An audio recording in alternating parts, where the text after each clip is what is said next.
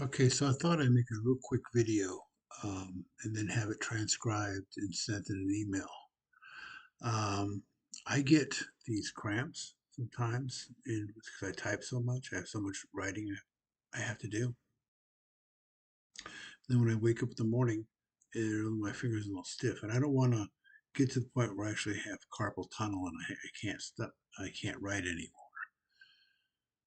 Uh, so, real quickly here, I wanted to uh, add a little note to this email I'm sending to someone at the Department of Justice, trying to show that I have connections. But the connections are like 1 degree removed. Like, I know people who know the president, and I have assisted him in his election in 2016. So in 2016, it was a different world. There was a climate that was very anti Hillary. And my motivation was because the .com bubble, when Bill Clinton was president, was not managed very well. In other countries in Europe, um, policymakers had the foresight and intellect and ability to put the grit to enact legislation that put the brakes on the .com bubble growth, because they knew when it popped, it would be an economic collapse. Well, that wasn't done in this country. And a lot of people who had homes in Silicon Valley, like I did, lost their home when the .com bubble burst. And as a software designer and developer, a lot of people in my peer group couldn't get work. They didn't have a backup plan. And so I lost my house and ended up going to Texas. Now, I went to Texas because my older brother is there, and at the encouragement, for lack of a better term, my father wanting to see his two sons get along, um, we moved to Texas. Well, that was really bad. Um, there was a lot of emotional trauma that I suffered for months after that. And so I have, I had a proverbial axe to grind with the Clintons, and so I didn't want to see Hillary become president. But that was just one thing. There was another thing too. Hillary Clinton and her staff launched a denial of service attack on my website that uh, posted some dirt on Hillary, mainly personal stuff regarding some of the people that she worked with at the Rose Law Firm. A lot of stuff that if she was a guy, if somehow the genders were flipped, she would have been like out the door. Um, yeah, there was a politician that was running for president. Um, I can't remember his name, but I put that in a blog actually. That there was this male politician running for the Democratic nomination, and he was a shoe-in, and he had this kind of um, extramarital affair, and that just stopped his campaign dead stop. I mean, for some reason, well, there's a reason why we do this. It's because the commander in chief is a military position, and generals who have personal lives where they cheat on their wives, they don't get to become generals anymore.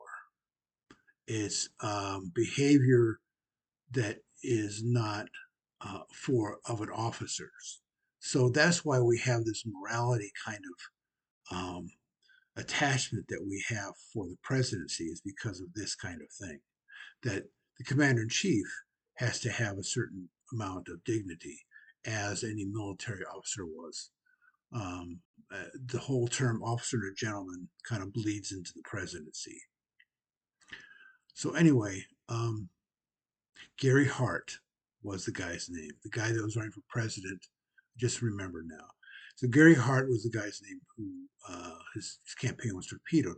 Well, because just because Hillary's a woman, that doesn't mean that she's exempt from that high standard and scrutiny. So I presented some things on a website that I created when I was running a political action committee because I didn't want the Clintons back in the White House.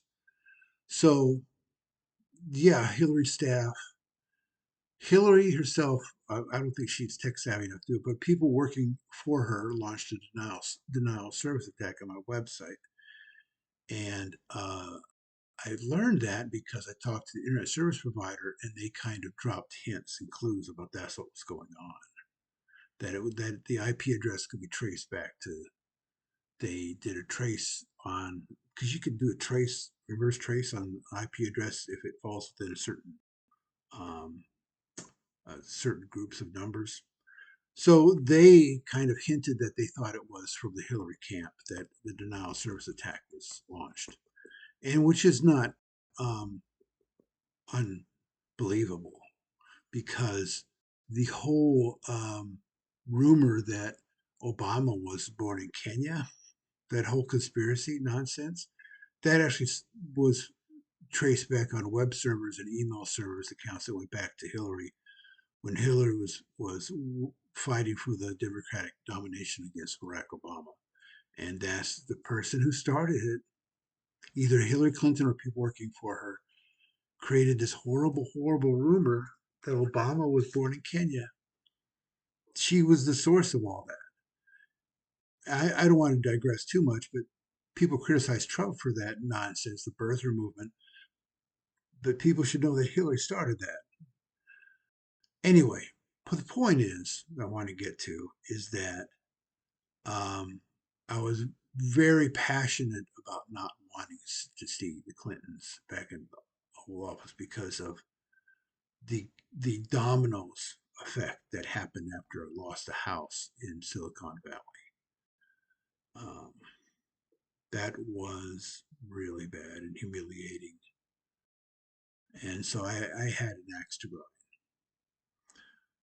Anyway, the point I want to make is that that passion that I had, for lack of a better term, made me very active on social media, and eventually the I got a lot of recognition, and I changed a lot of hearts and minds.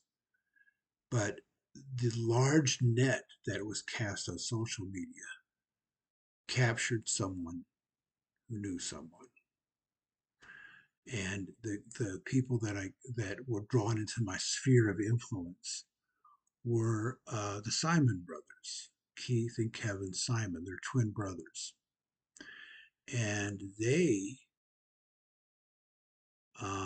as I understand it, and I talked to them on the phone a few times, and I'm convinced that they were telling the truth. They knew Roger Stone. They they had a personal connection to Roger Stone. They're personal friends of Roger Stone, and they had dinners together at restaurants and things like that. So they knew him personally, and they knew how to contact him personally. And before the debate with Hillary, I sent the Simon brothers my dirt I had on Hillary for the Clinton and Hillary debate. Now, the nasty woman comment that seemed to come out of the blue, that may or may not have been influenced by information that Stone had given Trump. Maybe, maybe not. But what I do know is that on election day, Roger Stone was on a radio program and he was going down the his delivery of what he said matched my blog 1 to 1. Now, writing is a very personal thing. It's like the writing style is almost like a thumbprint. And so I think, I thought I was a little upset that he was just going through that, my blog like that. Now, when that happened, I was a little upset about it. And that's how Roger Stone rolls. He takes credit for things that he really isn't involved in. And that's gotten him in trouble. That I don't want again, I don't want to digress too much, but that landed him in hot water when the FBI was investigating the Russian collusion thing, and Stone would use hyperbole and exaggeration to tell the FBI his importance and his connection with rough Russian oligarchs that weren't really true. And that landed him in prison. And Trump later pardoned him. That's how Roger Stone is. And I was naive. I didn't know he was that way. And it really came back to bite me. And I don't know if I should pursue legal action, but maybe I should. I'm kind of developing a mindset where I want to get back at the people who kind of screwed me over, or they didn't deal with me in a professional manner as they should have. And Roger Stone is one of those people. Now, here's another aspect of this whole story. Um, Stone and a friend of his wrote a book on Hillary based on that blog that I sent him. Now, notably, what I gave him wasn't copyrighted.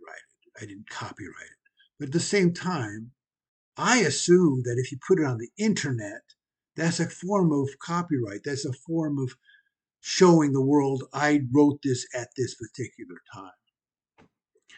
So maybe I have a case against Roger Stone. I don't know. So, but the thing is, he wrote a book, and you can Google it, the Roger Stone, the case against Hillary or something, and it was from my research. Now, admittedly, I got that research from other sources too, so I don't know. I don't know. I don't know if there's compensation that could be gained from that, from me pursuing a case against Stone. I don't know. But the point is, um, I have connections. Now, let me expand on that a little more. This is something I think is very important that I need to mention in this email to the DOJ. So when um, Trump was going up against Biden in 2020, I was on social media and I was trying to find out what were the major reasons that people had against Trump. And I later learned that people have a people don't think logically naturally. They're just against Trump, and they'll just attach on anything. And if that's debunked, they'll attach on something else. You can't change people's opinion very easily on that kind of thing, especially on political matters. But one thing I noticed was a big deal was the fact that people would say, "Oh, he promised to build a wall, and he never built a wall."